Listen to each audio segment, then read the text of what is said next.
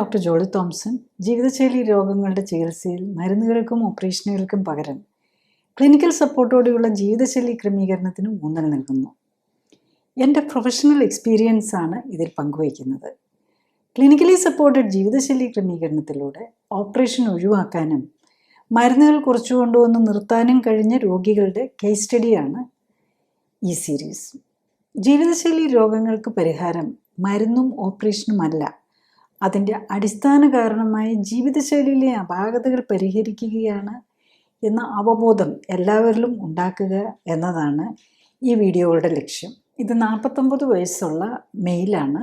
അദ്ദേഹത്തിന് 10 വർഷമായിട്ട് ഡയബറ്റീസ് ഉണ്ട്. അതിന് മരുന്ന് കഴിച്ചുകൊണ്ടിരിക്കുകയാണ്. ഇപ്പോഴത്തെ പ്രോബ്ലം എന്താണെന്ന് വെച്ചാൽ 2 ആഴ്ച മുമ്പ് അദ്ദേഹത്തിനൊരു മേജർ കാർഡിയക് ഹാർട്ട് അറ്റാക്ക് വന്നു. അപ്പോൾ അത് ECGയിൽ തന്നെ വേരിയേഷൻ ഉണ്ടായിരുന്നു. സ്റ്റെമി, അതായത് ST segment elevated myocardial infarction ആണെന്നത്. അപ്പോൾ അതിനകത്ത് സ്കാനിങ് നോക്കുമ്പോൾ ആൻറ്റീരിയൽ വാളാണ്, മയോകാർഡിയൽ ഇൻഫാക്ഷനാണ്. അപ്പം ഇതൊരു പ്രൈമറി, അപ്പം തന്നെ ആൻജിയോഗ്രാം ചെയ്ത് ആൻജിയോപ്ലാസ്റ്റി ചെയ്യാനാണ് നോക്കിയത്. അപ്പം ആൻജിയോഗ്രാം ചെയ്തപ്പോൾ ട്രിപ്പിൾ വെസൽ ഡിസീസാണ്. 3 രക്തക്കുഴലുകൾ, ഹാർട്ടിന് മെയിനായിട്ട് 3 വെസൽ രക്തക്കുഴലുകളായിട്ടാണ് പറയുന്നത്.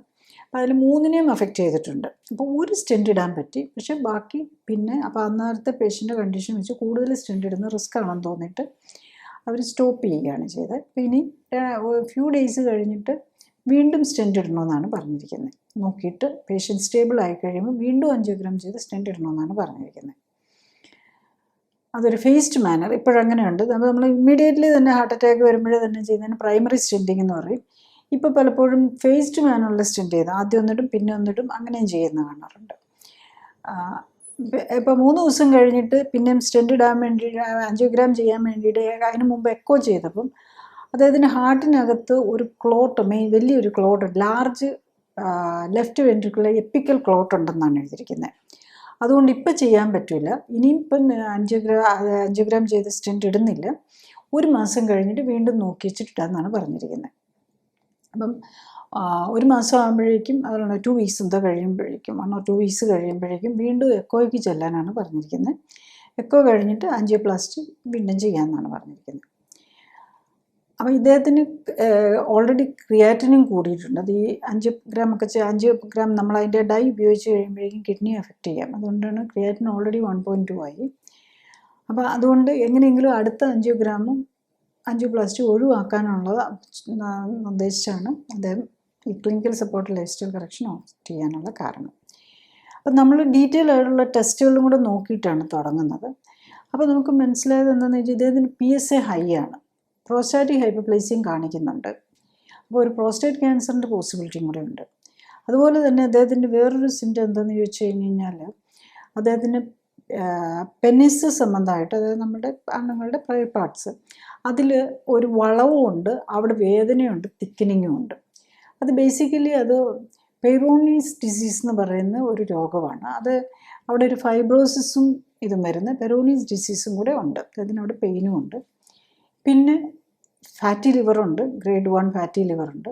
അദ്ദേഹം 13 തരം മരുന്നുകൾ എടുക്കുന്നുണ്ട്. അതായത് 15 ഗുളികകൾ ഡെയിലി കഴിക്കുന്നുണ്ട്. അപ്പോൾ അത് തന്നെ 13 തരമായിട്ടുള്ള മരുന്നുകളുമാണ്. പിന്നെയും അപ്പോൾ ഇനിയും വേണം ആൻജിയോഗ്രാമോ, ഇനിയും വേണം പറഞ്ഞിരിക്കുന്നത് വീണ്ടും ആൻജിയോഗ്രാം ചെയ്ത് either സ്റ്റെൻറ്റ് ഇടണം, അതിന് സാധിച്ചില്ലെങ്കിൽ ബൈപ്പാസ് ചെയ്യണമെന്നാണ്. അപ്പം ഇത്രയും ആരോഗ്യ പ്രശ്നങ്ങളുള്ള വ്യക്തിക്ക് ക്ലിനിക്കലി സപ്പോർട്ടഡ് ലൈഫ് സ്റ്റൈൽ കറക്ഷനിലൂടെ എങ്ങനെ മരുന്ന് കുറച്ചു കൊണ്ടുവന്ന് നിർത്താനായി, ഓപ്പറേഷൻ ഒഴിവാക്കാനായി, അസ്വസ്ഥതകൾ കുറയാൻ എത്ര നാൾ വേണ്ടി വന്നു, പരിശോധനാ ഫലങ്ങളുണ്ടായ പുരോഗതി തുടങ്ങിയാണ് ഇതിൽ ഡിസ്കസ് ചെയ്യുന്നത്. നെക്സ്റ്റ് നമ്മൾ ഈ പേഷ്യൻറ്റിൻ്റെ അല്ലെങ്കിൽ ഡീറ്റെയിലേക്ക് വന്നു കഴിഞ്ഞ് കഴിഞ്ഞാൽ അദ്ദേഹത്തിന് 49 വയസ്സുള്ള മെയിലാണ്, 171 സെൻറ്റിമീറ്റർ ഹൈറ്റും 71 കിലോയും. നമ്മൾ എപ്പോഴും 171 സെൻറ്റിമീറ്റർ എനിക്ക് 71 കിലോ കാണാമല്ലോ എന്നുള്ളത് എല്ലാവരും ചിന്തിക്കുന്നതാണ്. അപ്പം അതാണ് നമ്മൾ അപ്പർ നോർമലാണ്. 71 കിലോ എന്നുള്ളത് ഹൈറ്റ് -100 എന്ന് പറയുന്നത് അപ്പറാണ്. അപ്പോൾ അങ്ങനെയുള്ളവർക്കും ഹാർട്ട് അറ്റാക്ക് വരാം എന്നുള്ളതാണ് നമ്മൾ ഇതിനകത്ത് മനസ്സിലാക്കേണ്ടത്. ഒത്തിരി ഓവർ വെയ്റ്റ് ഒന്നുമില്ല. പക്ഷേ അദ്ദേഹത്തിന് കുടവയറുണ്ട്. വയറിൻ്റെ ചുറ്റളവ് 90 സെൻറ്റിമീറ്ററാണ്.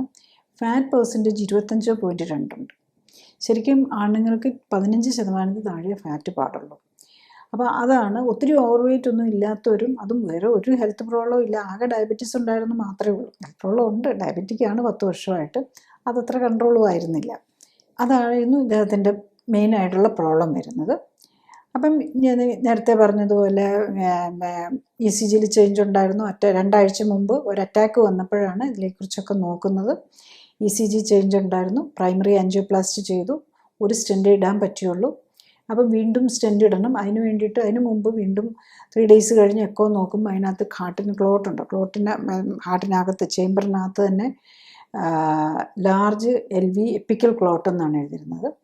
അപ്പോൾ അതിൽ വീണ്ടും റിപ്പീറ്റ് കുറച്ചുകൂടെ കഴിയുമ്പോൾ വീണ്ടും എക്കോ നോക്കിയിട്ട് ആ ക്ലോട്ടൊക്കെ മാറിക്കഴിഞ്ഞാൽ ആൻജിയോപ്ലാസ്റ്റി വീണ്ടും ചെയ്യാനോ, ഇനി അതിന് സാധിച്ചില്ലെങ്കിൽ ബൈപ്പാസ് ചെയ്യണമെന്നാണ് പറഞ്ഞിരിക്കുന്നത്. അപ്പോൾ ഇതിൻ്റെ കൂടെ ഇദ്ദേഹത്തിൻ്റെ കിഡ്നിയുടെ ക്രിയാറ്റിനും കൂടിയിട്ടുണ്ട്. നേരത്തെ പ്രോബ്ലം ഉണ്ടായിരുന്നതായിട്ട്, ഓൾറെഡി ഡയബറ്റിക് പേഷ്യൻ്റ് ആണല്ലോ, അതിൻ്റെ കൂടെ ഇപ്പം ഇതിന് വേണ്ടിയിട്ട് ആൻജിയോഗ്രാമിന് വേണ്ടിയിട്ട് ഡൈ ഇഞ്ചെക്റ്റ് ചെയ്തപ്പം അതുകൊണ്ട് വരാവുന്ന കിഡ്നിക്ക് വന്നിരിക്കുന്നതും ആകാം, കൂടിയിട്ടുണ്ട്. പിന്നെ ടെസ്റ്റുകളിൽ നമ്മളിപ്പോൾ ക്ലിനിക്കലി സപ്പോർട്ടഡ് ലൈഫ്സ്റ്റൈൽ കറക്ഷൻ എടുക്കുമ്പോൾ കൂടുതൽ ഡീറ്റെയിൽ ആയിട്ടുള്ള ടെസ്റ്റുകൾ നോക്കും. അതിനകത്ത് PSA പോസിറ്റീവാണ്. പ്രോസ്റ്റേറ്റ് ഹൈപ്പർപ്ലേസിയ ഉണ്ട്. ഇപ്പോൾ ക്യാൻസറിൻ്റെ തുടക്കമുണ്ട്, പ്രോസ്റ്റേറ്റ് ക്യാൻസറിൻ്റെ തുടക്കമുണ്ടോ എന്ന് ഡൗട്ടുണ്ട്. അതുകൂടാതെ ഒരു പെറോണീസ് ഡിസീസ് എന്ന് പറഞ്ഞ്, അതായത് നമ്മുടെ പെനിസിനെ ബാധിക്കുന്ന ഒരുതരം വാദമാണെന്ന് പറയാം. അതൊരു ഓട്ടോഇമ്മ്യൂൺ രോഗത്തിൽ, ഈ വാതരോഗങ്ങളെല്ലാം ഓട്ടോഇമ്മ്യൂൺ രോഗങ്ങളാണല്ലോ. അതായത് നമ്മുടെ ഇമ്മ്യൂൺ സിസ്റ്റം തന്നെ നമ്മളുടെ ഈ കൊളാജൻ വാസ്കുലർ ഡിസീസ്, അതിനെ കൊളാജനാണ് ഒരു മേജർ പാർട്ടുണ്ട് നമ്മുടെ ഈ പെനൈൽ പാർട്ടിൽ, പെനൈലിനെ ചുറ്റിയുള്ള ഒരു അഡ്വൻറ്റിഷ്യ എന്ന് പറയും. അതിന് ഒരു അറ്റാക്ക് ചെയ്യുന്ന പോലെയാണ്. അപ്പോൾ അതിന് സ്കാനിങ്ങിനകത്ത് അതിന് കാണിക്കുന്നുണ്ട്. പ്ലാക്സ് എന്നാണ് അവർ പറയുന്നത്. പക്ഷേ നമ്മൾ ബ്ലഡ് വെസൽസിൽ വരുന്ന ബ്ലാക്ക് പോലെയല്ല, ഇത് വേറൊരു ടൈപ്പ് ഓഫ് ബ്ലാക്കാണ്. അപ്പോൾ അതൊരു യൂഷ്വലി അത് വരുന്നത് ഒന്നെങ്കിൽ അതിന് ഇഞ്ചുറി വന്നു കഴിഞ്ഞിട്ട് ചിലപ്പോൾ ഹീലിങ്ങിൻ്റെ പാർട്ടായിട്ട് വരാം. പിന്നെ ഇദ്ദേഹത്തിന് അതിന് പെയിനും ഉണ്ട്. അപ്പോൾ അതൊരു ഓട്ടോഇമ്മ്യൂൺ ഡിസീസ് ആവണം. അപ്പോൾ അതിന് ആ ഒരു പ്രോബ്ലം കൂടെ ഉണ്ട്. പിന്നെ ഫാറ്റി ലിവറും ഉണ്ട്. 13 തരം മരുന്നുണ്ട്. ഓൾമോസ്റ്റ് ഡെയിലി 15 ടാബ്ലറ്റ് കഴിക്കുന്നുണ്ട്.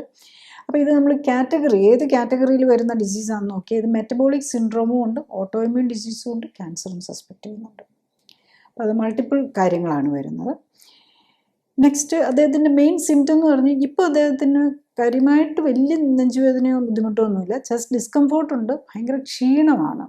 അതിന് മെയിൻ ഒത്തിരി മരുന്ന് കഴിക്കുന്നുണ്ട്, അല്ലാതെ തന്നെ അവർക്ക് ക്ഷീണം ഉണ്ടാകാം. പ്രത്യേകിച്ച് ഹാർട്ടിൻ്റെ മെഡിസിൻസ് എല്ലാം ഹാർട്ടിനെ സപ്രസ് ചെയ്ത് വെക്കാനുള്ളത്. അപ്പോൾ നമുക്ക് ജനറലി അപ്പോൾ നടക്കുമ്പോഴൊക്കെ നമ്മൾ ആക്ടിവിറ്റിക്ക് അനുസരിച്ച് ഹാർട്ടിൻ്റെ പമ്പിങ് ഒക്കെ കൂടണ്ടേ, അതിനെ ബ്ലോക്ക് ചെയ്ത് വെച്ചിരിക്കുകയാണ്. കാരണം ഹാർട്ടിനെ കുറിച്ച് ഒത്തിരി ചെയ്യാൻ പറ്റില്ല, കാരണം അറ്റാക്ക് ആയിട്ടിരിക്കുകയല്ലേ.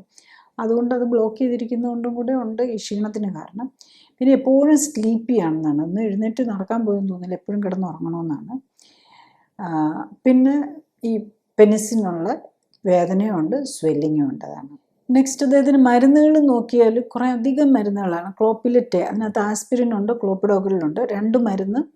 ഇത് രണ്ടും ആൻറ്റിപ്ലേറ്റ്ലെറ്റ്, അത് രക്തം കട്ട പിടിക്കാതിരിക്കാൻ. കാരണം ഹാർട്ടിനകത്തൊരു ബ്ലഡ് ക്ലോട്ട് ഉണ്ടല്ലോ. അതുപോലെ അതിൽ കൂടാതെ തന്നെ എലിക്സബാൻ എന്ന് പറഞ്ഞ് വേറൊരു അപിക്സബാനാണത്, അതും ആൻറ്റി ക്ലോട്ടിങ് ആണ്. അപ്പം 4 ഗുളിക ഈ ക്ലോട്ട് ആകാതിരിക്കാൻ തന്നെ കഴിക്കുന്നുണ്ട്. പിന്നെ അത് കഴിക്കുമ്പോൾ നമ്മൾ ഈ പാൻറ്റപ്രസോൾ, നമ്മൾ അസിഡിറ്റിക്കുള്ളതുകൂടെ കഴിക്കാതെ പറ്റില്ല. ഈ ക്ലോപ്പിഡോഗ്രിലും ഇതെല്ലാം വയറിന് ആസിഡ് കൂട്ടുന്ന, അപ്പോൾ അത് കഴിക്കുന്നുണ്ട്. പിന്നെ ഇവാബ്രാൻഡ് എന്നും പറഞ്ഞത് ഹാർട്ടിന് വേണ്ടിയിട്ടുള്ള ഗുളികയുണ്ട്. പിന്നെ ഫ്ലവഡോൺ എന്നുള്ളതുണ്ട്, അതും ഹാർട്ടിന് വേണ്ടിയിട്ടാണ്. പിന്നെ സ്റ്റോർവാസ് 40 മില്ലിഗ്രാം കൊളസ്ട്രോളിന് വേണ്ടിയിട്ട് കഴിക്കുന്നുണ്ട്. പിന്നെ പ്രൊമോലെറ്റ്, അത് ഹാർട്ടിൻ്റെ ബീറ്റ് കുറയ്ക്കാനും ഒക്കെ ആയിട്ടുള്ളതും, BP കുറയ്ക്കാനും ബീറ്റ് കുറയ്ക്കാനും ഒക്കെയാണ്. പിന്നെ ആൾഡാക്ടോൺ, അതൊരു സ്പൈനൽ ആക്ടർ, അതും BP കുറയ്ക്കുക, നമ്മുടെ ഹാർട്ടിൻ്റെ രക്തത്തിന് ഇങ്ങനെ നീരൊന്നും വരാതിരിക്കാൻ വേണ്ടിയിട്ടാണ്. പിന്നെ ടെൽമിസാർട്ടാണ്, അതും BP കുറയ്ക്കാൻ വേണ്ടിയിട്ടാണ്. പിന്നെ ഡയബറ്റീസിനുള്ള മരുന്നുണ്ട്. അതിൽ മെറ്റ്ഫോമിനുണ്ട്, വിഡാഗ്ലിപ്റ്റിനുണ്ട്, ഡെപ്പാഗ്ലിഫ്ലോസിൻ, അങ്ങനെ 3. പിന്നെ ഓക്സ്ട്ര. അപ്പോൾ അങ്ങനെ മൾട്ടിപ്പിൾ മരുന്നുകളാണ്. ഇപ്പം ഇദ്ദേഹത്തിന് അറ്റാക്കൊക്കെ വരുമ്പോൾ എന്തോ 10ന് മുകളിലുണ്ടായിരുന്നാണ് പറഞ്ഞത് HbA1c. അപ്പോൾ നമ്മൾ ബ്ലഡ് പാരാമീറ്റേഴ്സ് എടുക്കുമ്പോഴേക്കും ഇപ്പോൾ ഇവിടെ വരുമ്പോഴേക്കും അപ്പോഴേക്കും കുറച്ച് കൺട്രോളൊക്കെ ആയി. ഈവൻ ഹോസ്പിറ്റലിൽ കിടന്നപ്പോൾ ഇൻസുലിനൊക്കെ എടുത്ത്. അപ്പോൾ HbA1c 8.8 ആണ്, RBS 206 ഉണ്ട്, ഇൻസുലിൻ ലെവൽ ഹൈ ആണ്, 52.8 ഉണ്ട്. ഇപ്പോൾ ടൈപ്പ് 2 ഡയബറ്റീസ് ആണ്. അതുപോലെ പാൻക്രിയാസിന് നീർക്കെട്ടുണ്ട്, ലൈപ്പേസ് 77 ഉണ്ട്. ലൈപ്പിഡ് പ്രൊഫൈൽ കൊളസ്ട്രോളൊക്കെ നോർമലാണ്, കാരണം ഹൈ ഡോസ് 40 മില്ലിഗ്രാം കഴിക്കുന്നുണ്ടല്ലോ, സ്റ്റാറ്റിനുണ്ട്. നെക്സ്റ്റ് വൈറ്റമിൻ ഡി കുറവാണ്.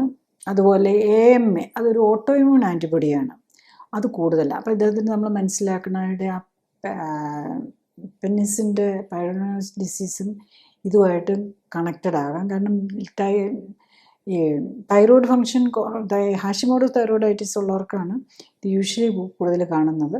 പക്ഷേ ഇദ്ദേഹത്തിന് ഒരു ഓട്ടോമ്യൂൺ ഡിസീസ് വേറെ ഉള്ളതുകൊണ്ടാണ് ഇത് വന്നിരിക്കുന്നത്. അവരുടെ തൈറോയ്ഡ് ഫങ്ഷനൊക്കെ നോർമലായിരുന്നു, പിന്നെ PSA കൂടുതൽ, ഇതൊക്കെയാണ് പ്രോബ്ലംസ് ഉള്ളത്. നെക്സ്റ്റ് സ്കാനിങ്ങിൻ്റെ ഡീറ്റെയിൽസാണ്. അദ്ദേഹത്തിന് അവിടെ ക്ലോട്ട് ഹാർട്ടിനകത്ത് ചേമ്പറിനകത്ത് ക്ലോട്ട് ഉണ്ടെന്ന് പറഞ്ഞിട്ടുണ്ടായിരുന്നല്ലോ. അപ്പോൾ അതുകൊണ്ട് ഇപ്പോഴും ക്ലോട്ട് ഉണ്ടോ എന്ന് അറിയാനും കൂടെ വേണ്ടിയിട്ട് വീണ്ടും നമ്മൾ എക്കോ ചെയ്തിട്ടാണ് തുടങ്ങുന്നത്. അപ്പോൾ അതിനകത്ത് ഹാർട്ടിന് ഡെഫിനറ്റ്ലി അറ്റാക്ക് വന്നിട്ടുണ്ട്, ഹാർട്ടിന് ഹൈപ്പോകൈനസിസ് ഉണ്ട്, പിന്നെ ലാറ്ററൽ ഇൻഫീരിയർ ആൻഡ് മീഡിയൽ വാൾ പ്രശ്നങ്ങളുണ്ടെന്നാണ്. ശരിക്കും ഒരു നല്ലൊരു അറ്റാക്ക് വന്നിട്ടുണ്ട്. പക്ഷേ ഇപ്പോൾ ക്ലോട്ടൊന്നും ഇപ്പോൾ കാണിക്കുന്നില്ല, കറൻ്റ്ലി ക്ലോട്ടൊന്നുമില്ല. പിന്നെ ഡോപ്ലർ സ്റ്റഡിയിൽ നോർമൽ നമ്മുടെ കരോട്ടിഡിലേക്കുള്ളത് നോക്കുന്നുണ്ട്, അതായത് ബ്രെയിനിലേക്കുള്ള സർക്കുലേഷൻ എങ്ങനെയാണ്, അതുപോലെ അവിടെ എന്തോരം രക്തക്കൊള്ളികളിൽ ക്ലോട്ട് ഉണ്ടെന്നുള്ളത്, ഈ കൊഴുപ്പടിഞ്ഞിട്ടുണ്ടെന്ന്. പക്ഷെ അതിൽ മേജറായിട്ടുള്ള പ്രശ്നങ്ങളൊന്നും വന്നിട്ടില്ല എന്നുള്ളതാണ്. പിന്നെ അൾട്രാസൗണ്ട് സ്കാൻ അബ്ഡോമിനകത്ത് നോക്കുമ്പം ഫാറ്റി ലിവറുണ്ട്. പിന്നെ കിഡ്നിക്കകത്തൊരു സ്മോൾ സിസ്റ്റ് കാണിക്കുന്നുണ്ട്, കിഡ്നി ഫങ്ഷനും കുറച്ച് കുറവുണ്ട്, ബിനൈൻ സിസ്റ്റം എന്നാണ് എഴുതിയിരിക്കുന്നത്. പിന്നെ എൻലാർജ്ഡ് പ്രോസ്റ്റേറ്റ് ആണ്.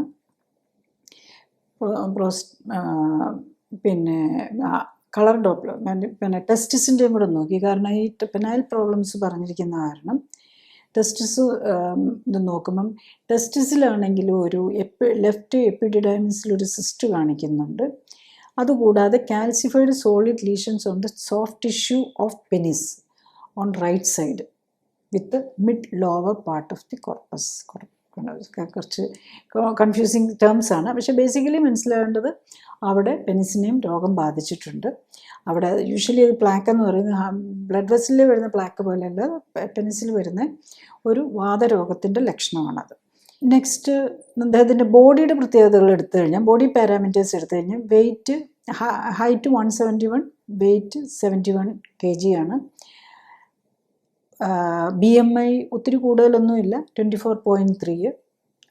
ഇന്ത്യൻസിന് മാക്സിമം ആവുന്ന ശരിക്കും 23 ആണ്, പക്ഷെ അത് കൂടുതലുണ്ട്. വയറ് ശരിക്കും അദ്ദേഹത്തിൻ്റെ ഹൈറ്റ് അനുസരിച്ചൊരു 70-75 സെൻറ്റിമീറ്ററിൽ നിൽക്കേണ്ടത് 90 സെൻറ്റിമീറ്റർ ഉണ്ട്. അബ്ഡോമിനൽ ഒബീസിറ്റി ഉണ്ട്, പിന്നെ ഫാറ്റ് പെർസെൻറ്റേജ് കൂടുതലാണ്. ഇത്രയാണ് ബേസിക്കലി ബോഡിയുടെ നമ്മൾ ടെസ്റ്റുകൾ നോക്കുമ്പോൾ കാണുന്നത്. അപ്പോൾ ഇങ്ങനെയുള്ള പേഷ്യൻസിന് നമ്മൾ എന്താണ് ചെയ്യുക എന്നുള്ളതാണ്.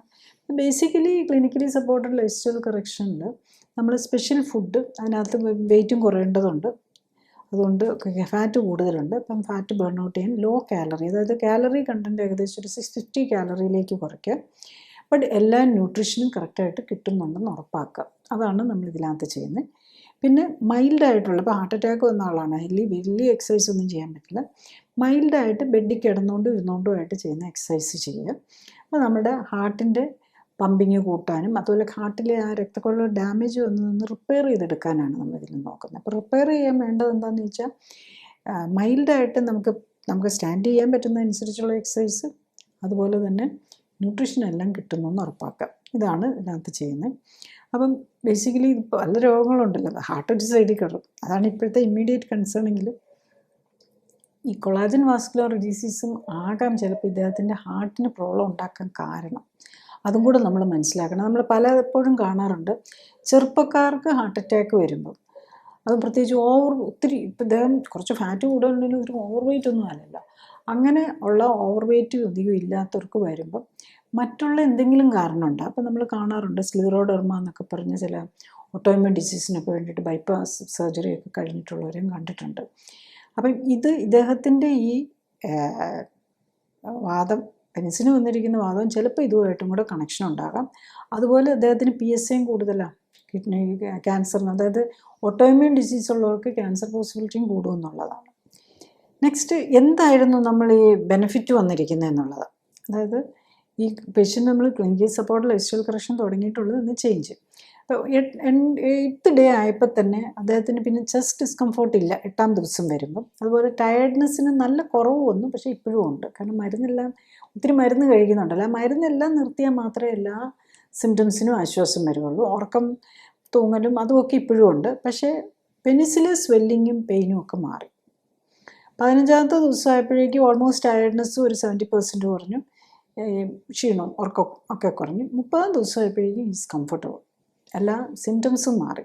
നെക്സ്റ്റ്, നമ്മൾ മരുന്നുകളുടെ നോക്കുവാണെങ്കിൽ നമ്മൾ clinically supported life style correction തുടങ്ങുമ്പോൾ തന്നെ നമ്മൾ ടൈപ്പ് 2 ഡയബറ്റീസ് എല്ലാ ഡയബറ്റിക് മരുന്നുകളും അന്ന് തന്നെ നിർത്തി. അപ്പം അദ്ദേഹത്തിന് 11 തരം ഗുളികകളുണ്ടായിരുന്നത് 9 തരമായിട്ട് അപ്പം തന്നെ കുറഞ്ഞു. യൂഷ്വലി നമ്മൾ ഈ BP-ക്കും ഒക്കെ കൊടുത്തിരിക്കുന്ന മരുന്നുകൾ ഡെയിലി വിളിച്ച് ചോദിച്ച് നമ്മൾ ഒരു ഇൻറ്റൻസീവ് ഫോളോ അപ്പ് തന്നെ ആദ്യത്തെ മെഡിസിൻസ് എല്ലാം തീരുന്നോടും വരെ ഇൻറ്റൻസ് ഫോളോ അപ്പ് ഡെയിലി ബേസിൽ ടെലിമെഡിസിനായിട്ട് ചെയ്യുക എന്നുള്ളതാണ്. ആദ്യത്തെ 2 വീക്സ് 3 ആഴ്ചകളിലും ആഴ്ചയിലൊന്ന് വെച്ച് വരണം, പിന്നെ മന്ത്സിനെ മന്ത്. പക്ഷേ ഇൻ ബിറ്റ്വീൻ ഉള്ളത് മെഡിസിൻസ് ഓവർ ആകുന്നോടും വരെ ഡെയിലി അല്ലെങ്കിൽ വീക്ക്ലി ട്വൈസ് എന്നുള്ളതുപോലെ ഫോളോ അപ്പ്. അത് ഓരോരുത്തരുടെ മരുന്നിൻ്റെ എങ്ങനെ നിർത്താം എന്നുള്ളതനുസരിച്ചായിരിക്കും.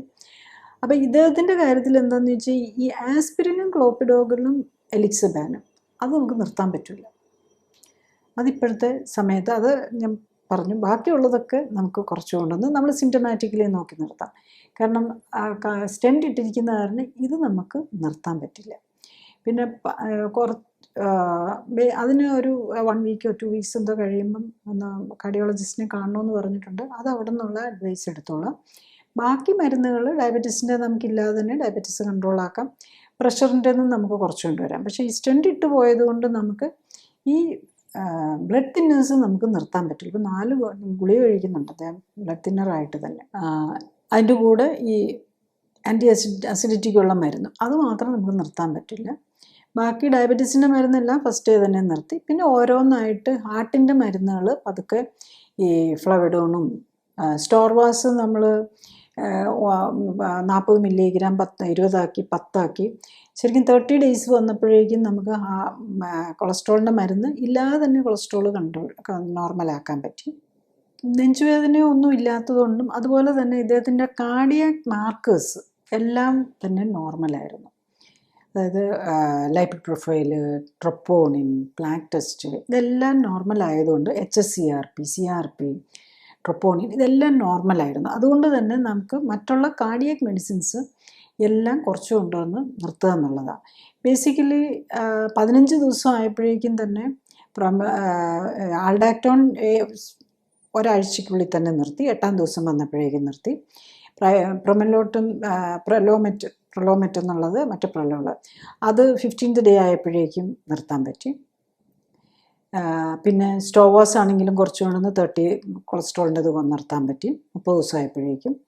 ഈവൻ ഹാർട്ടിന് വേണ്ടിയിട്ട് കഴിക്കുന്ന ഫ്ലവഡോണ്, ഇവാബ്രാൻഡ് ഇതെല്ലാം 30 ദിവസം ആയപ്പോഴേക്കും നിർത്താൻ പറ്റി. അപ്പോൾ നമ്മൾ എന്താ ചെയ്യുന്നതെന്ന് വെച്ചാൽ എന്തെങ്കിലും ഹാർട്ടിന് ബുദ്ധിമുട്ട് വന്നിട്ടുണ്ടെങ്കിൽ നാക്കിലണ്ടിയിൽ ഇടാൻ സോബിട്രേറ്റ്, ഐസോസോബൈ ഡൈനൈട്രേറ്റ് എന്നുള്ള ടാബ്ലറ്റ് ഉണ്ടല്ലോ, അത് കൊടുത്തിട്ടുണ്ട്. അപ്പോൾ എപ്പോഴെങ്കിലും പ്രോബ്ലം വന്നിട്ടുണ്ടെങ്കിൽ, സംശയം തോന്നിയിട്ടുണ്ടെങ്കിൽ അത് ഇടണമെന്നാണ് പറഞ്ഞിരിക്കുന്നത്. അദ്ദേഹം എന്തോ ഭക്ഷണം ശരിക്കും കഴിച്ചതിൻ്റെ എന്തോ ഒരു പ്രോബ്ലം കൊണ്ടാണ് ഒരു പ്രാവശ്യം മാത്രം എന്തോ വയറിനൊരു അസ്വസ്ഥത തോന്നി, നെഞ്ചിനാണോ എന്നൊരു സംശയം തോന്നി ഒരു പ്രാവശ്യം മാത്രം എടുക്കേണ്ടി വന്നിട്ടുണ്ട് ആ ടാബ്ലറ്റ്, അല്ലെങ്കിൽ അത് എടുക്കേണ്ടേ വന്നിട്ടില്ല എന്നുള്ളതാണ്. അപ്പം വിതിൻ 30 ഡേയ്സിൽ പിന്നെ ആകെ 30 ഡേയ്സ് ആയപ്പോൾ പിന്നെ ആകെ ബ്ലഡ് തിന്നേഴ്സ് മാത്രമേ ഉള്ളൂ. അതും അതിൻ്റെ പേരിൽ അസിഡിറ്റി വരാതിരിക്കാനുള്ള പാൻറ്റപ്രസോളും മാത്രമേ പിന്നെ കഴിക്കുന്നുള്ളൂ എന്നുള്ളത്.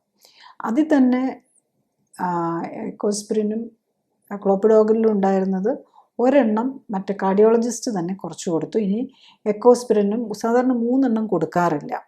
അവരും എക്കോ കാർഡിയോഗ്രാം നോക്കി ക്ലോട്ട് മാറിയെന്ന് കണ്ടു കഴിഞ്ഞപ്പം 2 ആക്കി കുറച്ച് കൊടുത്തു. അതായത് എക്കോസ്പിരിനും ലിക്സബാൻ, അപ്പാക്സിബാനും പാൻറ്റപ്പും മാത്രം മതി, ക്ലോപ്പിഡോഗിൽ വേണ്ടെന്ന് പറഞ്ഞു. 30 ആയപ്പോഴേക്കും അതിനും കുറച്ചുകൊണ്ട് വരാൻ പറ്റി. കാരണം അത് ബാക്കിയുള്ള പാരാമീറ്റേഴ്സും കുറഞ്ഞു. ഡോക്ടറാണെങ്കിലും കുറച്ച് കൊടുക്കുന്നത് ബാക്കി പ്രഷറും ഷുഗറും ഒക്കെ അവിടെ നോക്കുന്നുണ്ട്. യൂഷ്വലി സാധാരണ ഇത്തരം പേഷ്യൻസ് ബാക്കി അവിടെ പോയി കാണിക്കും. പക്ഷെ പലപ്പോഴും ഡോക്ടേഴ്സ് വഴക്ക് പറയുമെന്ന് പറഞ്ഞ് മറ്റു മരുന്നുകൾ കുറച്ച് കാര്യം പറയുകയില്ല. പക്ഷെ അവർ നോക്കുമ്പോൾ അവർക്ക് അറിയാമല്ലോ. അപ്പം doctor was very happy. By the time blood പാരാമീറ്റേഴ്സിൽ വന്ന ചേഞ്ച് അവർ നോക്കുന്നുള്ളപ്പം ഷുഗറൊക്കെ നല്ല കൺട്രോളാണ്. അപ്പോൾ അദ്ദേഹത്തിൻ്റെ ബ്ലഡ് നമ്മൾ നോക്കിയാൽ HbA1c നമ്മൾ തുടങ്ങുമ്പോൾ 8.8 ഉണ്ടായിരുന്നു. 8ാം ദിവസം വന്നപ്പോഴേക്കും 8.1 ആയി. മരുന്നില്ലാതെയാണ്. ഫസ്റ്റ് ഡേ തന്നെ മരുന്ന് നിർത്തി ഡയബറ്റീസിൻ്റെ. 15ാം ദിവസമായപ്പോഴേക്കും 7.7 ആയി. 30ാം ദിവസമായപ്പോൾ 6.5 ആയി. 60ാം ദിവസമായപ്പോൾ 5.7 എത്തി. 90ാമത്തെ ദിവസമായപ്പോഴും 5.3 എത്തി. 120ക്ക് വന്നപ്പോഴും 5.5 ഉള്ളൂ. സോ ഡയബറ്റിസ് ക്ലിയർഡായി. പിന്നെ ഇൻസുലിൻ ലെവൽ തുടങ്ങുമ്പോൾ 52.8 ഉണ്ടായിരുന്നത് 30ാം ദിവസം നോക്കുമ്പോഴേക്കും 2.13 പറഞ്ഞു. അത്രയും ഇൻസുലിൻ മതി നമ്മൾ പ്രോപ്പർലി ആ ഇൻസുലിൻ ഫങ്ഷൻ ചെയ്യുന്നുണ്ടെങ്കിൽ എന്നുള്ളതാണ്. അപ്പോൾ ടൈപ്പ് 2 ഡയബറ്റീസിൽ ഇൻസുലിൻ ഇല്ലാത്തതുകൊണ്ടല്ല, ഇൻസുലിൻ വർക്ക് ചെയ്യാത്തതുകൊണ്ട് ബോഡി കൂടുതൽ ഉണ്ടാക്കുകയാണ് ചെയ്യുന്നത്. പിന്നെ ലൈപ്പേസ്, പാൻക്രിയാസിന് നീർക്കെട്ടുണ്ടായിരുന്നു, അത് കുറഞ്ഞു, നോർമലായി.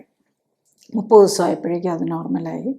30 ദിവസമായപ്പോഴേക്കും കൊളസ്ട്രോളിന് മരുന്നൊന്നും ഇല്ലാതെ തന്നെ കൊളസ്ട്രോളും ട്രൈഗ്ലിസറൈഡും ഒക്കെ നോർമലാണ്. അതുമാത്രമല്ല HDL അന്ന് ഈ മരുന്ന് കഴിച്ചുകൊണ്ടിരുന്നപ്പോൾ HDL ലോ ആയിരുന്നു, 32 ഉണ്ടായിരുന്നുള്ളൂ. അത് നമ്മൾ കൂടി 30ാമത്തെ ദിവസമായപ്പോഴേക്കും 41 എത്തി. അത് ഇവൻ 90 ദിവസമായപ്പോഴേക്കും അത് 51ലേക്ക് വന്നു. അതാണ് HDL. നല്ല കൊളസ്ട്രോൾ എന്ന് പറയുന്നത് ഈ ഇത്രയും ഹൈ ഡോസിൽ സ്റ്റാറ്റിൻ എടുത്തിട്ടും നോർമലായിരുന്നില്ല, ബിലോ നോർമലായിരുന്നു. മരുന്നൊന്നും ഇല്ലാതെ അത് നോർമലാക്കാൻ പറ്റി എന്നുള്ളതാണ്. പിന്നെ വൈറ്റമിൻ ഡി കുറവായിരുന്നു, അത് കറക്റ്റ് ചെയ്തു. AMA ആണ് പിന്നെ ഇപ്പോഴും കംപ്ലീറ്റ് നോർമലാകാതെ നിൽക്കുകയാണ്. അത് ആ ഓട്ടോഇമ്മ്യൂൺ ഡിസീസിൻ്റെ ആണ്. അത് അത്ര എളുപ്പമല്ല. ഓട്ടോഇമ്മ്യൂൺ ആൻറ്റിബോഡീസ് കുറച്ചുകൊണ്ട് വരിക എന്ന് പറഞ്ഞു കഴിഞ്ഞാൽ അത് വിൽ ടേക്ക് ടൈം. നമ്മൾ ബോഡി കംപ്ലീറ്റ് കറക്റ്റ് ആയാലേ അത് വരുള്ളൂ. ഇപ്പം യൂഷ്വലി നമ്മൾ കാണാറുള്ളത് PSA ആണെങ്കിലും പെട്ടെന്ന് തന്നെ കറക്റ്റ് ആകുന്ന. യൂഷ്വലി ആദ്യത്തെ PSA 6ൽ നിന്ന് 4.5ലേക്ക് വന്നു, പക്ഷെ പിന്നെ അത് കൂടുകയാണ്. പിന്നെ ലാസ്റ്റ് ഇത് വന്നപ്പോഴേക്കും ആക്ച്വലി 120 ആയപ്പോഴേക്കുമാണ് PSA കുറഞ്ഞുള്ളൂ എന്നുള്ളത്. PSA നോർമലിലേക്ക് എത്താനും 120 ഡേയ്സ് എടുക്കേണ്ടതെന്ന് പലപ്പോഴും വളരെ ഫാസ്റ്റായിട്ട് കുറയുന്നതാണ്. അപ്പം ഇദ്ദേഹത്തിൻ്റെ പതുക്കെ ആദ്യം ഇച്ചിരി ഒന്ന് കുറഞ്ഞു, പിന്നെയും കൂടി, പിന്നെയും കുറഞ്ഞ് ഇപ്പം എത്തി എന്നുള്ളതാണ്. അപ്പോൾ അതാണ് നമ്മൾ മനസ്സിലാക്കുന്നത്. ഇത് ഈ ഓട്ടോ ഇമ്മ്യൂൺ ഡിസീസും കൂടെ നിൽക്കുമ്പോൾ അവിടെ ഒരു ക്യാൻസറസ് സ്റ്റേജ് വന്നിട്ടുണ്ടെങ്കിൽ അതിനെയും കറക്റ്റ് ചെയ്യാനായിട്ട് ടൈം എടുക്കും. അപ്പം യൂഷ്വലി ഇങ്ങനത്തെ കാര്യങ്ങൾ പതുക്കെ നമുക്ക് കറക്റ്റ് ചെയ്തുകൊണ്ട് വരാൻ പറ്റുള്ളൂ ചില കാര്യങ്ങൾ. അതേസമയത്ത് ഇൻഫ്ലമേറ്ററി മാർക്കേഴ്സ് അങ്ങനത്തെയൊക്കെ പലപ്പോഴും വളരെ ഫാസ്റ്റായിട്ട്, ഇപ്പോൾ ഹാർട്ടിൻ്റെ ലൈപ്പിഡ് പ്രൊഫൈൽ ഇതൊക്കെ വളരെ ഫാസ്റ്റായിട്ട് മാറും എന്നുള്ളതാണ്. ഈവൻ സ്കാനിങ്ങിൽ തന്നെയും ചേഞ്ചസ് വന്നിട്ടുണ്ട്. ഫാറ്റി ലിവർ മാറി, പ്രോസ്റ്റേറ്റിൻ്റെ എൻലാർജ്മെൻറ്റ് കുറഞ്ഞിട്ടുണ്ട്. അങ്ങനെ ഹാർട്ടിൻ്റെതിൽ എല്ലാം ഒന്നും മാറിയിട്ടില്ല. ഹൈപ്പോകൈനസിസ് ഒക്കെ ഉണ്ട്, കാരണം കുറച്ച് നല്ലൊരു മാസീവ് ഹാർട്ട് അറ്റാക്ക് ആണല്ലോ വന്നത്. മൈൽഡ് ഹൈപ്പോകൈനസിസ് മാത്രമേ ഇനിയും നിൽക്കുന്നുള്ളൂ.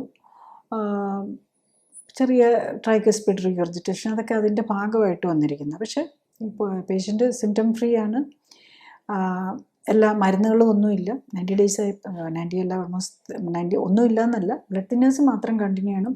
അത് 1 ഇയർ. ഇപ്പോൾ 24 ജാനുവരിയിലാണെങ്കിൽ തുടങ്ങിയത് 25 ജാനുവരി വരെ അത് കണ്ടിന്യൂ ചെയ്തേ പറ്റുള്ളൂ. അത് കഴിഞ്ഞ് കഴിഞ്ഞാൽ പിന്നെ പതുക്കെ കുറച്ചുണ്ട്. കാരണം ആ ഒരു ഫോറിൻ ബോഡി അവിടെ കിടക്കുകയില്ല, അതേ പോയി ക്ലോട്ട് ഉണ്ടാകാം. അതിനാണ് ഈ ആൻറ്റിപ്ലേറ്റ്ലെറ്റും ആൻറ്റി ക്ലോട്ടിങ് പാരാമീറ്റേഴ്സ് കൊടുത്തിരിക്കുന്നത്. പ്രത്യേകിച്ച് ഹാർട്ട് ചേമ്പറിനകത്തൊരു ക്ലോട്ട് കാണുക എന്നൊക്കെ പറഞ്ഞു കഴിഞ്ഞാൽ അത് മോർ സീരിയസ് ആയിട്ട് എടുക്കണം. ക്ലോട്ടിങ് ഡിഫക്റ്റ്, കാരണം ഇദ്ദേഹത്തിന് ഒരു ഓട്ടോഇമ്മ്യൂൺ ഡിസീസ് ഉള്ളതുകൊണ്ട് ക്ലോട്ടിങ് ഡിഫക്റ്റും വരാനുള്ള പോസിബിലിറ്റി ഉണ്ട്. അതുകൊണ്ട് തന്നെ ഇദ്ദേഹത്തിൻ്റെ ബോഡി പാരാമീറ്റേഴ്സ് പെർഫെക്റ്റ്ലി കറക്റ്റ് ചെയ്യേണ്ടത്. കാരണം ഹാർട്ടും ഡയബറ്റീസും മാത്രമേ ഉള്ളെങ്കിൽ നമുക്ക് റീസണബിളി കൺട്രോൾ ചെയ്ത് ഡയബറ്റീസ് കൺട്രോൾ ചെയ്ത് ഒക്കെ കൊളസ്ട്രോളും ലൈപ്പിഡ് പ്രൊഫൈലും ഒക്കെ കൺട്രോൾ ചെയ്താലും മതിയാവും. പക്ഷേ ഇവിടെ ഒരു ഓട്ടോഇമ്മ്യൂൺ ഫാക്ടറും കൂടെ ഉള്ളപ്പോൾ മോർ സീരിയസ് ആയിട്ട് ഫോളോ അപ്പും കൂടുതലായിട്ട് ചെയ്യേണ്ടതുണ്ട്. ഡയബറ്റീസ് മാത്രമല്ല, കാരണം ഈ ഹാർട്ട് അറ്റാക്കിനും ഒരു പക്ഷേ ഇതിൻ്റെ ഈ കൊളാജൻ വാസ്കുലർ ഡിസീസ് ഒരു കാരണമായിട്ടുണ്ടാവാം എന്നുള്ളതാണ് നമ്മൾ അസ്യൂം ചെയ്യുന്നത്. നെക്സ്റ്റ് നമ്മൾ ഈ ക്ലിനിക്കലി സപ്പോർട്ടഡ് ലൈഫ് സ്റ്റൈൽ കറക്ഷനിൽ നമ്മൾ ബോഡിയാണ് കറക്റ്റ് ചെയ്ത് ഇമ്മ്യൂൺ സിസ്റ്റത്തെയും ഹോർമോൺ സിസ്റ്റത്തെയും ഒക്കെ കറക്റ്റ് ആക്കാനാണ് നോക്കുന്നത്. അപ്പോൾ ഇദ്ദേഹത്തിന് ഈ ട്രീറ്റ്മെൻറ്റിൽ ടൈമിൽ വന്ന ബോഡിയിൽ വന്ന ചേഞ്ചുകൾ എന്താണെന്ന് നോക്കാം. അപ്പോൾ നമ്മൾ സ്റ്റാർട്ട് ചെയ്യുമ്പോൾ അദ്ദേഹത്തിൻ്റെ വെയ്റ്റ് 71 kg ആണ്, 171 സെൻറ്റിമീറ്റർ ഹൈറ്റ്, ഏജ് 49 ആണ്, ബോഡി ഏജും 49 തന്നെയാണ്. ഓക്കെ, അപ്പം BMI 24.3 ആണ്. ഇന്ത്യൻസിന് ശരിക്കും മാക്സിമം ആകാവുന്ന BMI 23 ഉള്ളൂ, കുറച്ച് കൂടുതലുണ്ട്.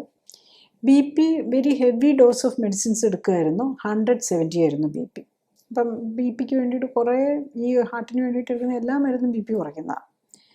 പിന്നെ അബ്ഡോമിനൽ സർക്കംഫറൻസ്, അബ്ഡോമിനൽ ഒബേസിറ്റി, കുടവയറുണ്ട്, 90 സെൻറ്റിമീറ്റർ ഉണ്ട്, ബോഡി ഏജ് 49 തന്നെ, ഫാറ്റ് പെർസെൻറ്റേജ് കൂടുതലാണ്, 25.2. ശരിക്കും ഇത്തരം പേഷ്യൻസിന് ഒരു അറൗണ്ട് 10 ഒക്കെ ഫാറ്റ് പാടുള്ളൂ. അതായത് ഓട്ടോഇമ്യൂൺ ഡിസീസും കൂടെ ഉള്ളത് കൊണ്ട് ബോഡിയിലെ ഫാറ്റ് പെർസെൻറ്റേജ് ജെൻസിന് ശരിക്കും ബിലോ 15 ആണ് വരേണ്ടത്. ഒരു അറൗണ്ട് 10ലേക്ക് കൊണ്ടുവരാൻ പറ്റുകയാണെങ്കിൽ അത്രയും നല്ലതെന്നുള്ളതാണ്. അദ്ദേഹത്തിൻ്റെ 30 days ആയപ്പോഴേക്കും വെയിറ്റ് 67ലേക്ക് കൊണ്ടുവരാൻ പറ്റി. 60 ആയപ്പോഴേക്കും വെയിറ്റ് റിഡക്ഷൻ്റെ കാര്യത്തിൽ ഇത്തിരി പുറകിലായിരുന്നു, 65.5. 90 days ആയപ്പോഴേക്കും 64. പക്ഷേ അതുപോലെ BMI ആണെങ്കിലും, പക്ഷെ BMI 90 days ആയപ്പോഴേക്കും 21.9ലേക്ക് വന്നു. അതായത് 24.3 21.9ലേക്ക് വന്നു. BP മരുന്നില്ലാതെ തന്നെ സ്റ്റേബിൾ 128ലാണ് 90 days ആയപ്പോഴേക്കും. പിന്നെ വയറിൻ്റെ ചുറ്റളവാണ് 90 സെൻറ്റിമീറ്ററിൽ നിന്ന് 85ലേക്ക് കൊണ്ടുവരാൻ പറ്റി. ഹാർട്ടിൻ്റെ ഇതൊക്കെ ഉള്ളതുകൊണ്ട് ഇദ്ദേഹത്തിന് കുറച്ച് എക്സസൈസ് ചെയ്യാനൊക്കെ ഇച്ചിരി ഒരു പേടിയുള്ള കൂട്ടത്തിൽ ഇത്തിരി മടി ടെൻഷനും ഉണ്ടായിരുന്നു. അതുകൊണ്ട് ആ എക്സസൈസ് പാറ്റേൺ ഒന്നും അത്ര കറക്റ്റായിട്ട് പോകുന്നില്ല. ശരിക്കും പറഞ്ഞു കഴിഞ്ഞാൽ 90 days ആകുമ്പോഴേക്കും അദ്ദേഹത്തിന് ശരിക്കും 60 കിലോയിലേക്ക് വരാവുന്നതാണ്. നമ്മൾ കറക്റ്റ് മറ്റുള്ള പേഷ്യൻസിനെ നോക്കിക്കഴിഞ്ഞ് കഴിഞ്ഞാൽ അവരൊക്കെ 60 കിലോയിലേക്ക് വരാറുണ്ട്. കുറച്ചും കൂടെ ഫാസ്റ്ററായിട്ട് ചേഞ്ചസും വരാം. അതുപോലെ പക്ഷേ ഫാറ്റിൻ്റെ ലെവലും ശരിക്കും കുറച്ചിട്ടുണ്ട്. വെയിറ്റ് റിഡക്ഷൻ വന്നില്ലെങ്കിലും മസിൽ ബിൽഡപ്പ് വരുന്നുണ്ടെന്നാണ് അത് കാണിക്കുന്നത്. 25.2 ഉണ്ടായിരുന്ന ഫാറ്റ് പെർസെൻറ്റേജ് 17.4ലേക്ക് 90 days കൊണ്ട് വരുത്താൻ പറ്റുന്നുള്ളത്. നെക്സ്റ്റ് നമ്മൾ എന്താണ് ഇദ്ദേഹത്തിന് നമ്മൾ ഐഡിയലി എയിം ചെയ്യുന്നതെന്ന് ചോദിച്ചു കഴിഞ്ഞ് കഴിഞ്ഞാൽ ഒരു 60 കിലോയിലേക്ക് കൊണ്ടുവരിക. ഫാറ്റ് BMI ഒരു 21 നിർത്തുക. മസ്കുലർ ആകുകയാണെങ്കിൽ നമുക്ക് വേണമെങ്കിൽ ഇത്തിരി കൂടെ വെയിറ്റ് കൂടുന്നതിൽ കുഴപ്പമില്ല. പിന്നെ BP അങ്ങനെ മരുന്നും ഇല്ലാതെ BP നോർമലായിട്ട് നിൽക്കണം. വയറ് ആണ് ഇനിയും കുറയേണ്ടത്. ഒരു 75 സെൻറ്റിമീറ്റർ 70 to 75ലേക്ക് കൊണ്ടുവരണം. ഇങ്ങനെയൊക്കെ ചെയ്യുകയാണെങ്കിൽ ശരിക്കും പറഞ്ഞാൽ ബോഡി ഏജ്, അദ്ദേഹത്തിൻ്റെ ബോഡി ഏജ് 49 ആയിരുന്നു വരുമ്പോൾ, കലണ്ടർ ഏജും സെയിം തന്നെയാണ്. പക്ഷേ അത് 37ലേക്ക് കൊണ്ടുവരാൻ പറ്റിയെന്നുള്ളതാണ്. ഓൾമോസ്റ്റ് 12 വർഷത്തെ ഏജ് പുറകോട്ട് കൊണ്ടുവരാൻ പറ്റിയെന്നുള്ളത്. അതായത് നമുക്ക് ആക്സിലറേറ്റഡ് ഏജിങ് ഇല്ലാത്തവർക്കും നമുക്ക് ബേസിക്കലി ആ ചെറുപ്പം നമുക്ക് തിരിച്ചു കൊണ്ടുവരാൻ പറ്റുന്നു എന്നുള്ളതാണ്.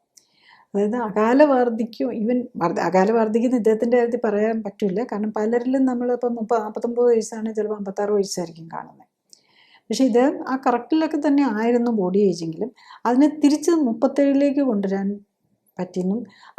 അവർക്ക് തന്നെ അത് ഫീൽ ചെയ്യാൻ പറ്റും. നമുക്ക് ആ മോർ എനർജറ്റിക് ആൻഡ് നമ്മുടെ ആ ചെറുപ്പകാലത്തുള്ള എനർജി, അപ്പോൾ ഇദ്ദേഹത്തിൻ്റെ ആ എനർജി കുറവായിരുന്നു വരുമ്പോൾ ഉള്ള മരുന്നുകൊണ്ട്, ഹാർട്ടിൻ്റെ പ്രശ്നമുണ്ട്, ഡയബറ്റീസ് ഉണ്ട്, എല്ലാം കൂടെ ആയിരുന്നു. ഇപ്പം മരുന്നൊന്നുമില്ല, ബോഡി ഏജ് 37ലേക്ക് കൊണ്ടുവരാൻ പറ്റി. അപ്പോൾ ഫാറ്റ് പെർസെൻറ്റേജ് എന്തായാലും ഇപ്പോൾ 17.4ലെത്തി, അത് 15 താഴെ വരണം. പ്രിഫറബിളി അറൗണ്ട് ഒരു 10-12 നിർത്തുകയാണെങ്കിൽ കൂടുതൽ നല്ലതായിരിക്കും. അപ്പം നമ്മൾ ഇതിൽ ഈ clinically supported life style correction കൊണ്ട് ഈ പേഷ്യൻ്റ് വന്നിരിക്കുന്ന ബെനിഫിറ്റ് എന്തായിരുന്നു എന്ന് ചോദിച്ചാൽ നമുക്ക് തന്നെ വെരി ക്ലിയർലി കാണാം. നമ്മളിപ്പോൾ അടുത്ത സ്റ്റെൻറ്റ് ഇടുക അല്ലെങ്കിൽ ആൻജിയോഗ്രാം വീണ്ടും ചെയ്യുമ്പോഴേക്കും വീണ്ടും റീനൽ ഫങ്ഷൻ താഴെ പോവാം, ഒരു റീനൽ ഫെയിലിയറിലേക്ക് തന്നെ പോകാം. കാരണം ഓൾറെഡി 1.2 എത്തിയതാണ് അന്നേരം ക്രിയാറ്റിൻ. അതൊരു സൈഡ്. പിന്നെ ഈ ഓട്ടോഇമ്യൂൺ ഡിസീസ് ഒന്നും ഉണ്ടെന്നുള്ള കാര്യം യൂഷ്വലി ഇതൊക്കെ നമ്മൾ മെറ്റിക്കുലസ് ആയിട്ട് ഇപ്പോൾ കാർഡിയോളജിസ്റ്റ് ഒന്നും ഇതൊന്നും നോക്കിയല്ല. ഈ പാരനൈസ് ഡിസീസോ ഇതൊന്നും അവർ നോക്കുന്നില്ല. അതിന് വേണമെങ്കിൽ ആരെങ്കിലും ന്യൂറോളജിസ്റ്റിനെ കാണണം. ബേസിക്കലി നമ്മൾ ഈ ക്ലിനിക്കലി സപ്പോർട്ടഡ് ലൈഫ് സ്റ്റൈൽ കറക്ഷനിൽ നമ്മൾ ഒരു രോഗത്തെ അല്ല ചികിത്സിക്കുക, നമ്മൾ ബോഡിയെ കറക്റ്റ് ചെയ്യുകയാണ്. നമ്മുടെ ഇമ്മ്യൂൺ സിസ്റ്റം, ബേസിക്കലി നമ്മുടെ ശരിയായിട്ടുള്ള ഡോക്ടർ എന്ന് പറയുന്നത് നമ്മുടെ ഇമ്മ്യൂൺ സിസ്റ്റമാണ്. അപ്പോൾ നമ്മുടെ അകത്ത് തന്നെ ഒരു ഡോക്ടർ ഇരിപ്പുണ്ട്. ആ ഡോക്ടർ എല്ലാം ചെയ്തോളും. അവർക്ക് അതിന് ഇമ്മ്യൂൺ സിസ്റ്റത്തിന് ഓപ്പറേഷൻ ചെയ്യാൻ പറ്റും, മരുന്നുണ്ടാക്കാൻ പറ്റും, എല്ലാ കാര്യങ്ങളും അതിനകത്തുനിന്നുകൂടെ തന്നെ നടന്നോളും. പിന്നെ നമ്മൾ അതുപോലെ നമ്മുടെ കറക്റ്റ് ന്യൂട്രിഷൻ കൊടുക്കണം. ഇമ്മ്യൂൺ സിസ്റ്റത്തിന് എല്ലാം കറക്റ്റ് ചെയ്യാൻ പറ്റണമെന്നുണ്ടെങ്കിൽ നമുക്ക് ന്യൂട്രിഷൻ കൊടുത്തേ പറ്റുള്ളൂ. അപ്പോൾ അത് ഉറപ്പ് വരുത്തുക. അതുപോലെ ഈ കഴിച്ചാൽ മാത്രം പോരാ, അതെല്ലാ സെല്ലുകളെയും നമ്മൾ സ്റ്റിമുലേറ്റ് ചെയ്യണം. എന്നാലേ അതിനകത്തേക്ക് ന്യൂട്രിഷൻ ചെല്ലുകയും ആ വേസ്റ്റ് റിമൂവ് ചെയ്യാനും പറ്റുള്ളൂ. അവിടെ നിന്നുള്ള വേസ്റ്റ് കൊണ്ട് കളയുകയും ചെയ്യണമല്ലോ. അത് പ്രോപ്പറായിട്ട് ഫങ്ഷൻ ചെയ്യിപ്പിക്കാൻ വേണ്ടിയിട്ട് ഉള്ള എക്സസൈസും വേണം. ഇത് രണ്ടും കൂടെ കറക്റ്റായിട്ട് വന്നു കഴിഞ്ഞ് കഴിഞ്ഞാൽ നമ്മളുടെ ഇമ്മ്യൂൺ സിസ്റ്റം, നമ്മളുടെ ഡോക്ടർ, ഉള്ളിലെ ഡോക്ടർ, അവനവനെ തന്നെയുള്ള ആ ഡോക്ടർ തന്നെ ഈ കാര്യങ്ങളെല്ലാം ഓപ്പറേഷൻ വേണ്ടിടത്ത് ഓപ്പറേഷൻ ചെയ്യും. കാരണം അവിടെ ഇഷ്ടംപോലെ മച്ച് ഫൈനർ, നമുക്ക് ഒരു റോബോട്ടിക് സർജറിയേക്കാളും മച്ച് ഫൈനർ ലെവലിൽ നമ്മളുടെ ഇമ്മ്യൂൺ സിസ്റ്റത്തിലെ സെല്ല് ഫാഗോസൈറ്റോസിസ് ചെയ്യുമോ, ഇൻ്റർലോക്കിൻസോ ആൻറ്റിബോഡീസോ എന്ത് സാധനം വേണമെങ്കിലും ഉണ്ടാക്കി അവർ തന്നെ അത് കറക്റ്റ് ചെയ്യും. അപ്പോൾ അതിന് കൊടുക്കേണ്ട കാര്യം ഇത്രയേ ഉള്ളൂ. ഒന്ന്, ന്യൂട്രിഷൻ കൊടുക്കണം, അത് കറക്റ്റ് പ്രൊപ്പോർഷനിൽ വരണം. 2, എക്സസൈസ് ചെയ്ത് സ്റ്റിമുലേറ്റ് ചെയ്യണം, ഓവർ ആവരുത്. 3, നമുക്ക് വേണ്ടത്ര റെസ്റ്റ് കിട്ടണം. നമുക്ക് ഈ ഒരു ഇങ്ങനെ ഹാർട്ട് അറ്റാക്കൊക്കെ കഴിഞ്ഞ് റിക്കവർ ചെയ്യുന്ന ആൾ എല്ലാ ദിവസവും ഓടി നടന്നുകൊണ്ട് ഉറക്കമില്ലാതെ ഒന്നും പറ്റില്ല. അല്ലെങ്കിൽ ഫുൾ ടൈം ഇന്ന് വെറുതെ ഇരിക്കുക, എന്നാൽ ഫുൾ ടൈം TV കണ്ടേക്കാം, എന്നിട്ട് ഉള്ള ക്രൈം ത്രില്ലറും ഒക്കെ ഉള്ള മൂവിയൊക്കെ കണ്ടിരുന്നു കഴിഞ്ഞാൽ പറ്റില്ല. അവർ റെസ്റ്റ് എടുക്കണം. ബേസിക്കലി പ്ലസൻ്റ് ആയിട്ടുള്ള കാര്യങ്ങളിൽ മാത്രം ഇൻവോൾവ് ചെയ്ത് റെസ്റ്റും എടുക്കുക. ഒരു 8 to 10 hours ഈ ഇമ്മീഡിയറ്റ് ടൈമിൽ നമുക്ക് സ്ലീപ്പും കിട്ടണം. ഈ സ്ലീപ്പിംഗ് ടൈമിലാണ് ഇമ്മ്യൂൺ സിസ്റ്റം കറക്റ്റായിട്ട് വർക്ക് ചെയ്യുന്നത്. അപ്പോൾ ഈ കാര്യങ്ങളെല്ലാം പ്രൊവൈഡ് ചെയ്ത് കഴിയുന്നതുകൊണ്ടാണ് കഴിഞ്ഞാൽ അവർ തന്നെ ഇത് കറക്റ്റ് ചെയ്തോളും. അപ്പോൾ ഇദ്ദേഹത്തിന് ശരിക്കും പറഞ്ഞു കഴിഞ്ഞാൽ വീണ്ടും ഒരു സർജറി ചെയ്യേണ്ടതാണ്, ചിലപ്പം ബൈപ്പാസ് തന്നെ ചെയ്യേണ്ടി വരും. പക്ഷേ ഇതൊക്കെ ചെയ്ത് കഴിഞ്ഞ് കഴിഞ്ഞാൽ ഈ മരുന്നൊന്നും നിർത്താൻ പറ്റില്ല. ഈ മരുന്നുകളാണ് അദ്ദേഹത്തിന് ടയർഡാക്കിക്കൊണ്ടിരുന്നത്. അപ്പോൾ ഈ മരുന്ന് കൂടുതൽ ഓപ്പറേഷനുകൾ ഇനിയും വീണ്ടും വീണ്ടും ഇടുന്നതനുസരിച്ച് കൂടുതലും നാളിതെല്ലാം കണ്ടിന്യൂ ചെയ്യണം. അല്ലെങ്കിൽ ഇപ്പം നമ്മൾ ഈ ക്ലിനിക്ക് ഈ ലൈഫ് സ്റ്റൈൽ കറക്റ്റ് ചെയ്തതുകൊണ്ട് മാത്രമേ ഈ 1 year കഴിഞ്ഞാൽ ഈ മരുന്നൊക്കെ നിർത്താൻ പറ്റുള്ളൂ. ലൈഫ് സ്റ്റൈൽ കറക്റ്റ് ചെയ്തില്ലെങ്കിൽ ഇത് ലൈഫ് ലോങ് ആണ് ഈ ബ്ലഡ് തിന്നേഴ്സ്. അപ്പോൾ ബ്ലഡ് തിന്നേഴ്സ് എടുക്കുമ്പോൾ തന്നെ നമുക്ക് ഹെമറേജ് വരാനും, വയറിനകത്ത് ഹെമറേജ് വരാം, ബ്രെയിനി ഹെമറേജ് വരാൻ, സോ മെനി സൈഡ് എഫക്ട്സ് ഇതിന് വരാം. ഈവൻ സ്റ്റാറ്റിൻ വെരി ഹൈ ഡോസാണ്, അത് നമ്മുടെ മെമ്മറിയെ ബാധിക്കാം. പിന്നെ ഡയബറ്റിക്കാണ്, ഡയബറ്റീസിന് മരുന്ന് ജീവിതകാലം മുഴുവൻ കഴിച്ചുകൊണ്ടിരിക്കണം. അപ്പം ഹൈപ്പർ ടെൻഷന് വേണ്ടിയിട്ടുള്ള മരുന്ന് കഴിക്കണം. അപ്പം ഈ മരുന്നുകളെല്ലാം ഇങ്ങനെ കണ്ടിന്യൂ ചെയ്യേണ്ടേയും വരും, കൂടുതൽ ഓപ്പറേഷൻ ചെയ്യേണ്ടേയും വരും. അപ്പോൾ നമ്മൾ ഈ വിതിൻ 3 months കൊണ്ട് തന്നെ എല്ലാ പ്രശ്നങ്ങളിൽ നിന്നും മാറി ഉള്ളി തിങ് ഇനി ആ മറ്റുള്ള മരുന്നുകൾ കുറച്ചുകൊണ്ട് വരാൻ ചെയ്യണം. പക്ഷെ അതിന് വേണ്ടിയിട്ട് പേഷ്യൻറ്റിന് ഇപ്പോൾ എഫേർട്ട് എടുക്കണം. കുറച്ചും കൂടെ ബോഡി കറക്റ്റ് ചെയ്യാനുണ്ട്, അതും കറക്റ്റ് ചെയ്യണം. പിന്നെ അതിൻ്റെ കൂടെ ഫാറ്റി ലിവറൊക്കെ 3 മാസം കൊണ്ട് തന്നെ മാറി. മൾട്ടിപ്പിൾ പ്രോബ്ലംസ് ഉണ്ടായിരുന്നല്ലോ. ഈവൻ PSA പ്രോസ്റ്റേറ്റ് ക്യാൻസറിനുള്ള പോസിബിലിറ്റി ഉണ്ട്. അതൊക്കെ ഇനിയും നമ്മൾ ഈ ഓട്ടോഇമ്മ്യൂൺ ആൻറ്റിബോഡീസും PSA ഒക്കെ നമ്മൾ വീണ്ടും ഫോളോ ചെയ്തുകൊണ്ടിരിക്കണം. അതുപോലെ HbA1c ബ്ലഡ് ഷുഗർ വീട്ടിലെപ്പോഴും നോക്കേണ്ട കാര്യമില്ല. ഇനി ഉള്ളി തിങ് നമ്മൾ HbA1c വൺസിനെ എന്തെങ്കിലും നോക്കി അത് പ്രോപ്പറായിട്ട്, പ്രത്യേകിച്ച് ക്യാൻസർ പോസിബിലിറ്റി കൂടെ കാണിക്കുന്നുണ്ട്. നമ്മൾ 5.5 അല്ല, ശരിക്കും HbA1c 5-ന് താഴെ കൊണ്ടുവരണമെന്നാണ് ഈ ക്യാൻസർ പോസിബിലിറ്റി കാണിക്കുന്നവർക്കാണ്. ഇപ്പം ഏതെങ്കിലുമൊക്കെ ക്യാൻസർ മാർക്കേഴ്സ് കൂടി നിൽക്കുകയാണെങ്കിൽ അത് 5-ൽ താഴെ കൊണ്ടുവരണം. മീൻസ് വൺസൊക്കെ ഓക്കെ ആയിക്കഴിഞ്ഞാൽ 5.5-ൽ നിർത്തിയാൽ മതി. അത് കുറച്ച് കാർബോഹൈഡ്രേറ്റ് ഒക്കെ എടുക്കാൻ പറ്റും. ബേസിക്കലി അതാണ് നമുക്ക് ലൈഫ് സ്റ്റൈൽ കറക്റ്റ് ചെയ്ത് കഴിഞ്ഞാൽ നമ്മൾ കഴിക്കുന്ന ഫുഡും നമ്മുടെ എക്സസൈസും ആണ് നമ്മളെ എല്ലാം ഇത് ചെയ്യുന്നത്. പിന്നെ ഇദ്ദേഹത്തിന് ഈ ഓട്ടോഇമ്മ്യൂൺ ആൻറ്റിബോഡീസ്, മറ്റേ ഈ ഓട്ടോഇമ്മ്യൂൺ ഡിസീസ് ഉണ്ട്. ഇപ്പം നമ്മൾ കുറച്ച് അലർജി അങ്ങനത്തെ കാര്യങ്ങളും കൂടെ നോക്കി, ഫുഡ് ഇൻടോളറൻസ്. അപ്പോൾ കുറേ ഫുഡുകൾക്ക് മിൽക്ക്, എഗ്ഗ്, മീറ്റ് അങ്ങനെയൊക്കെ പല അലർജികളും ഉണ്ട്. അതും കൂടെ കുറച്ചുകൊണ്ട് അങ്ങനത്തെ സാധനങ്ങൾ എടുക്കാനും പാടില്ല. എന്നിട്ട് നമ്മൾ മോണിറ്റർ ചെയ്യണം. നമ്മളെല്ലാം കറക്റ്റായി എന്നും പറഞ്ഞ് നമുക്ക് നിർത്താൻ പറ്റില്ല. ഇടയ്ക്ക് ഇത്രയും പ്രോബ്ലംസ് ഉള്ളൂ. അപ്പോൾ ഡയബറ്റീസ് മാത്രമേ ഉള്ളെങ്കിൽ പിന്നെ നമ്മളെല്ലാം കറക്റ്റ് 6 months കഴിഞ്ഞാൽ അവർ സെൽഫായിട്ട് വെയിറ്റ് കൂടാതെ ഇരിക്കുക, ഡയബറ്റീസിൻ്റെ HbA1c നോക്കി മോണിറ്റർ ചെയ്താൽ മതി. പക്ഷേ ഹാർട്ടിനും ഉണ്ട് അതുപോലെ ഇങ്ങനെ ഓട്ടോഇമ്മ്യൂൺ ഡിസീസ് ഉള്ളതുകൊണ്ട് വീണ്ടും ഒരു 3 months, 6 months, 1 year അങ്ങനെ കൂടി നമ്മൾ നോക്കി എല്ലാം കറക്റ്റ് ചെയ്തുകൊണ്ട് പോകണം. എല്ലാം ശരിയായെന്ന് എഴുതിയിരുന്നാൽ പിന്നെ നമ്മൾ തിരിച്ചു വരുന്നത് നമ്മൾ അറിയില്ല. അപ്പം ബ്ലഡ് പാരാമീറ്റേഴ്സിലുണ്ട് സോ മെനി പാരാമീറ്റേഴ്സ്. നമുക്ക് നോക്കി തുടക്കം തന്നെ എന്തെങ്കിലും വരാൻ തുടങ്ങുമ്പോൾ തന്നെ നമുക്കറിയാം. അപ്പം തന്നെ തിരിച്ചാക്കാനാണെങ്കിലും വളരെ ഈസിയാണെന്നുള്ളതാണ്. ഇവിടെ ക്ലിനിക്കൽ സപ്പോർട്ടുകളും സൂപ്പർവിഷനോടെയും ഉള്ള ജീവിതശൈലി ക്രമീകരണത്തിൽ രോഗപ്രതിരോധത്തിനും രോഗമുക്തിക്കും നിദാനമായ ഇമ്മ്യൂണിറ്റിയെ ശരീരത്തിന്റെ സെൽഫ് ഹീലിംഗ് പവറിനെ ശാക്തീകരിക്കാനാണ് ശ്രമിക്കുന്നത്. കേടായ ശരീരകോശങ്ങളെ മാറ്റി പുതിയ ആരോഗ്യമുള്ള കോശങ്ങളെ ഉണ്ടാക്കാനും അതിലൂടെ ആരോഗ്യം വീണ്ടെടുക്കാനുമായി 3 കാര്യങ്ങൾക്കാണ് ഊന്നൽ നൽകുന്നത്. ഒന്ന്, ശരീരകോശങ്ങളുടെ നിർമ്മിതിക്ക് ആവശ്യമായ പോഷകങ്ങളെല്ലാം ഉത്തമമായ അളവിലും അനുപാതത്തിലും ശരീരത്തിനു ലഭിക്കുന്നു എന്ന് ഉറപ്പാക്കാൻ ശ്രമിക്കുന്നു. 2, വ്യക്തമായ പ്ലാനിങ്ങോടെയുള്ള മിതമായ വ്യായാമത്തിലൂടെ ശരീരത്തിലെ എല്ലാ കോശങ്ങളെയും ഉത്തേജിപ്പിച്ച് രക്തയോട്ടം വർദ്ധിപ്പിച്ച് ശരീരത്തിലടിഞ്ഞ് വിഷാംശം പുറത്തു കളയാൻ ശ്രമിക്കുന്നു. 3, ഭക്ഷണത്തിലൂടെയും വെള്ളത്തിലൂടെയും വായുവിലൂടെയും ലേപനങ്ങളിലൂടെയും കോസ്മെറ്റിക്കായും മരുന്നുകളായും ശരീരത്തിലെത്തുന്ന വിഷാംശം കുറയ്ക്കാൻ ശ്രമിക്കുന്നു. പ്രമേഹവും പ്രഷറും ഹൃദ്രോഗവും സ്ട്രോക്കും അലർജിയും ഓട്ടോഇമ്യൂൺ രോഗങ്ങളും ക്യാൻസറും ഒക്കെ ജീവിതശൈലി രോഗങ്ങളുടെ വിഭാഗത്തിലാണ് പെടുന്നത്. ഇന്ന് ലോകത്തിൽ ഉപയോഗിക്കപ്പെടുന്ന മരുന്നുകളിൽ ഏകദേശം 90% ചെയ്യപ്പെടുന്ന ശസ്ത്രക്രിയകളിൽ 90% ഇത്തരം രോഗങ്ങൾക്ക് വേണ്ടിയാണ്. അതായത് 90% മരുന്നുകളും ശസ്ത്രക്രിയകളും ഒഴിവാക്കാനാകുന്നതേ ഉള്ളൂ. രോഗത്തിന്റെ അടിസ്ഥാന കാരണമായ ജീവിതശൈലിയിലെ അപാകതകൾ കണ്ടുപിടിച്ച് പരിഹരിക്കാനും അതിലൂടെ രോഗത്തിൽ നിന്നും മരുന്നുകളിൽ നിന്നും മോചനം നേടാൻ സഹായിക്കുക എന്നതാണ് ഏറ്റവും ഉത്തമമായ ചികിത്സ.